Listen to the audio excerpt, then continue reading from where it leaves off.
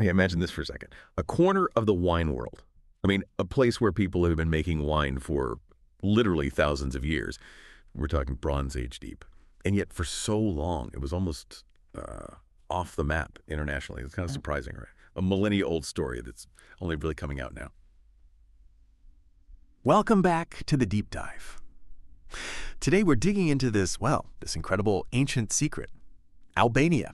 It's nestled right there in the Balkans, and it has this incredibly rich wine heritage that most people just don't know about. So our mission today basically is to give you the shortcut. We want you to understand what makes Albanian wine tick, its whole journey of resilience and coming back, and why these wines are genuinely a fascinating new frontier if you're curious about wine. So what are we going to cover? Well, we'll trace the story from way back, like ancient roots, through some really tough times that shaped it, all the way to this vibrant modern comeback. We'll look at the unique landscapes, the amazing native grapes, and what's next for this place. And maybe we should start with just how incredibly old winemaking is there. I mean, it's just astonishing. The archaeology, it's really solid. You've got fossilized grape seeds, basic presses found in near places like Malik and Belch, pushing wine production back to 4000 BC, maybe even earlier. That really puts Albania right there, among the absolute earliest places for European wine. It's ancient. It really is. And it's not just that it's old, but who was doing it. What's really fascinating here is the Illyrians, the ancient people there. They weren't just dabbling. They were pioneers in large-scale production. Wine was woven right into their society, their rituals, a really strong foundation. So when the Romans showed up around the 2nd century BC, they saw this. They didn't start from scratch. They brought their know-how, refined techniques, expanded the vineyards, and made Albanian wine part of their huge empire, for local drinking and for export. That Roman influence, you can still sort of feel it. Okay. And then things get, really interesting. Maybe challenging is the word. Centuries under the Ottomans, that must have had a huge impact. Yeah, Islamic law, prohibiting alcohol. You'd think that would just kill off wine production entirely. Vineyards neglected, maybe switched to other crops. But here's the amazing part, the insight, right? It didn't completely die. Okay, yes, Christian communities kept making small amounts of wine, sure. But the really clever bit was how Albanian growers adapted. They pivoted, started focusing on table grapes and especially raisins. And this wasn't just about getting by. It kept the connection to the vine alive. By focusing on dried fruit, they kept the skills, the knowledge, maybe even some of the actual grape genetics going for centuries. It was like a lifeline. And it gave them kind of an unexpected leg up when things changed again, compared to other places maybe. That adaptability is a real theme, isn't it? Because it was tested again. If we connect this to the bigger picture, the communist era, right up until 91 under Hoxha, that was another massive shift. Everything nationalized, collectivized. The whole game was mass production. Just churn it out for the Soviet bloc. Quality, not the top priority. And critically, this meant native grapes often got pushed aside for international ones that produced more volume. So you had this huge loss of genetic diversity, and Albania became really isolated from what was happening in the rest of the wine world. Which does raise a key question, doesn't it? How did that period of forced uniformity somehow lead to the diversity we're seeing now? Exactly. And that's where the kind of modern magic happens. After 91, the fall of communism, you see this incredible renaissance, a real rebirth in Albanian wine. Land gets privatized, okay, maybe fragmented things a bit, but it unleashed this entrepreneurial energy. Passionate producers popped up. Some folks came back from overseas with new ideas. Others were just driven by, respect for their heritage. And there was this massive, almost defiant push to rediscover the best spots, the unique terroirs, invest in modern kit. But also, crucially, to bring back and replant those precious native grapes that had been ignored. It really felt like a comeback story. And, the geography itself almost dictates the wine styles. It's incredible. Albania's landscape is so dramatic. You've got the coastal plains, then boom, the Dinaric Alps, the Skanderbeg Mountains in Orlan. This creates this really complex terrain. You get significant altitude changes, deep valleys, different slopes, getting different sun exposure. Altitude is huge. It gives you that big swing between daytime heat and nighttime cool that thermal amplitude winemakers love. It's like natural air conditioning for the grapes. Slows ripening, builds complexity, keeps that vital acidity locked in.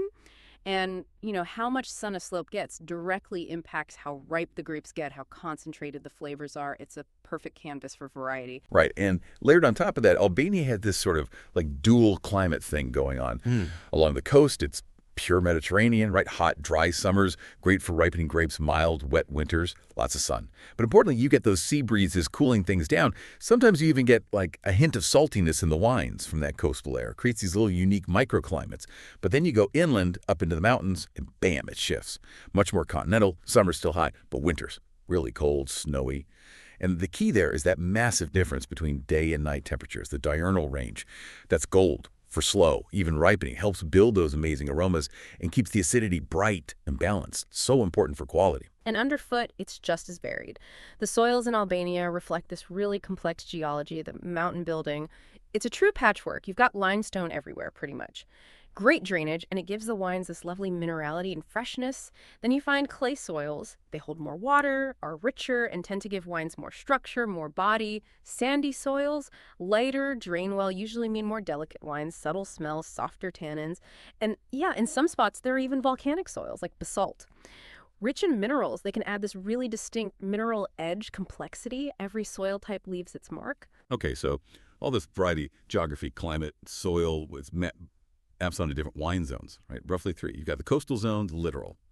Mediterranean climate tends towards lighter, fruitier whites and rosés, stuff you drink young and fresh. Then the central zone, kind of a transition area.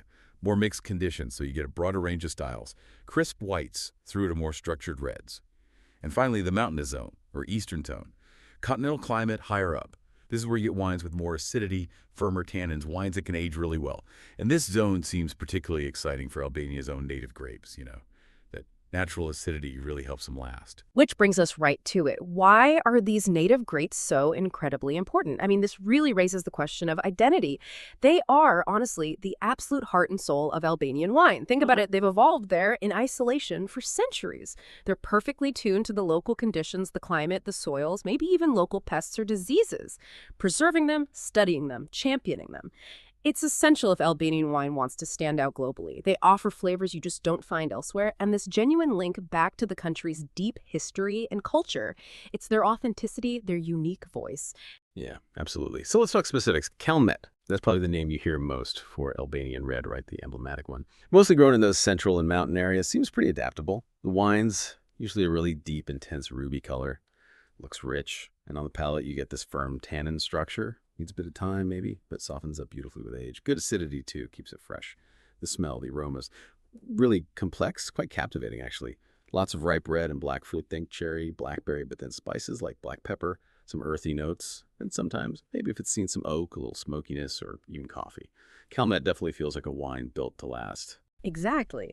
And alongside Calmet, you've got shish easy, which, fun fact, literally means black grape. Also important, mainly in the central region. It gives a different kind of red. Still intense color, good body, definitely. But the key difference, the tannins are softer, much more velvety compared to Calmet. This makes shish easy generally a bit easier to drink when it's young.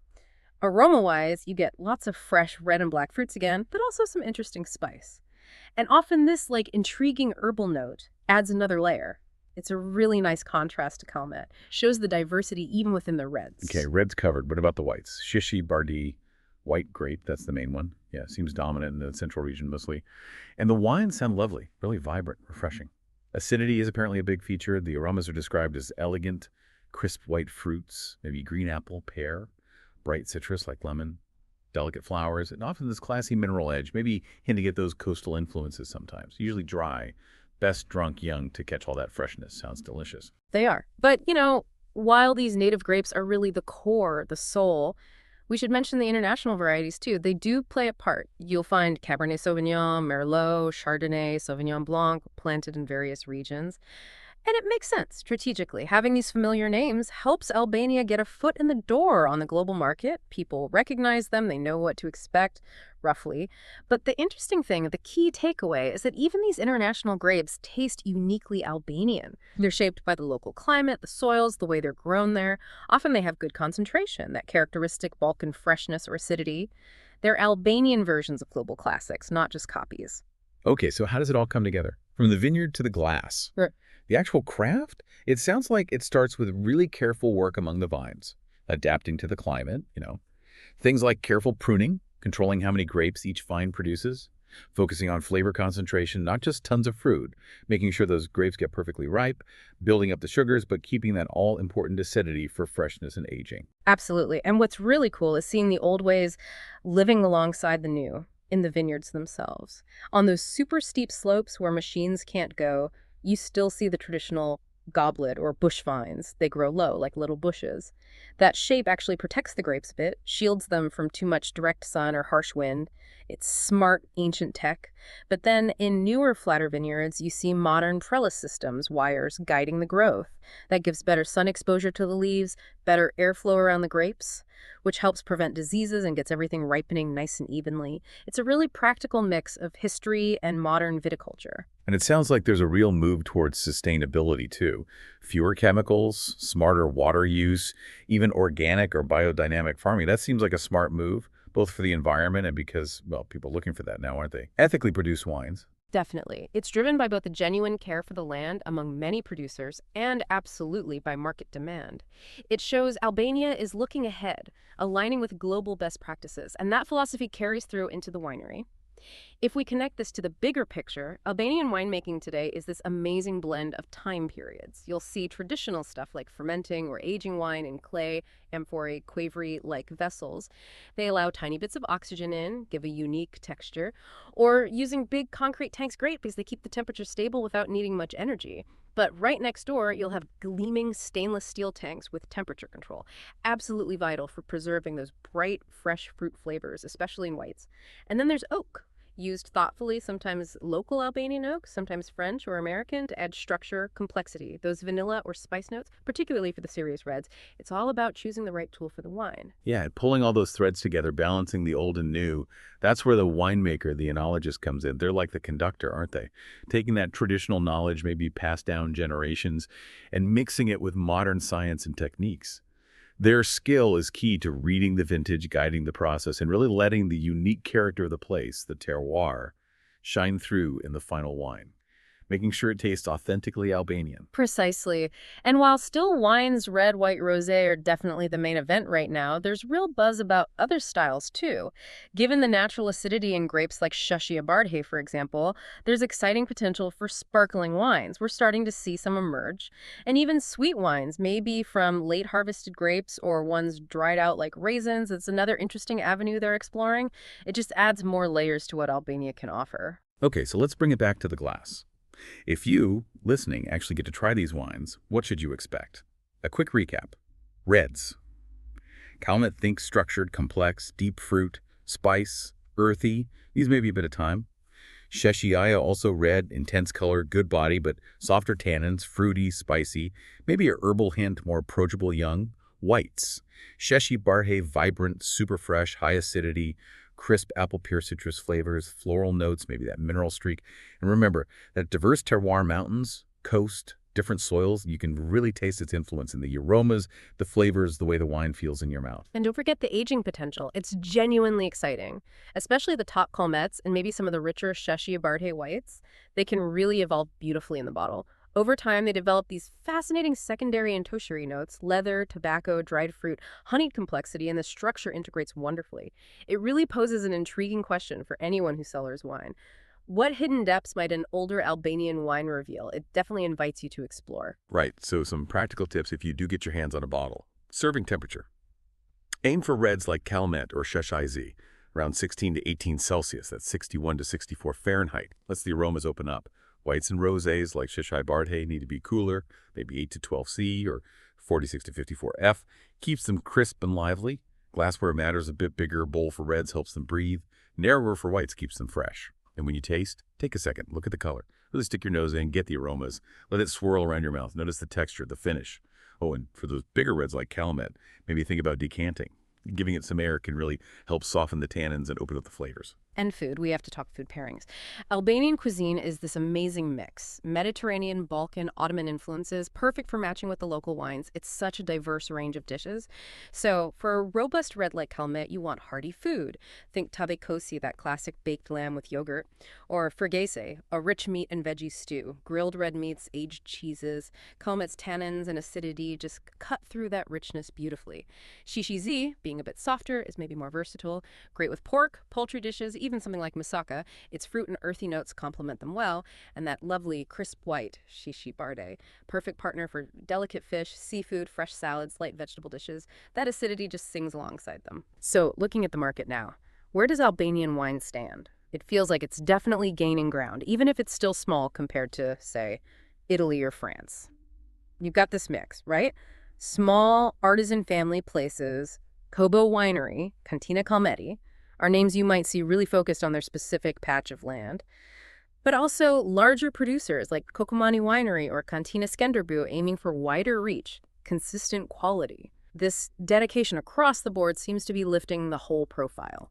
It is, but let's be realistic, there are still challenges. Competing with established wine giants is tough. International recognition is growing, but it takes time. Yeah. Getting the wine physically onto shelves in other countries, the logistics, that's not always easy. And maybe the lack of a super clear, widely known appellation system is a small hurdle for some consumers, but the opportunities, they're huge. That incredible history is a powerful story. Those unique native grapes offer something genuinely different, and the quality is undeniably rising fast. Plus, that whole wine tourism angle, eno-tourism, is becoming a really important driver for growth in building that reputation. Yeah, that eno-tourism potential feels massive. It seems like a perfect way to showcase not just the wine, but the whole country, the culture, the scenery.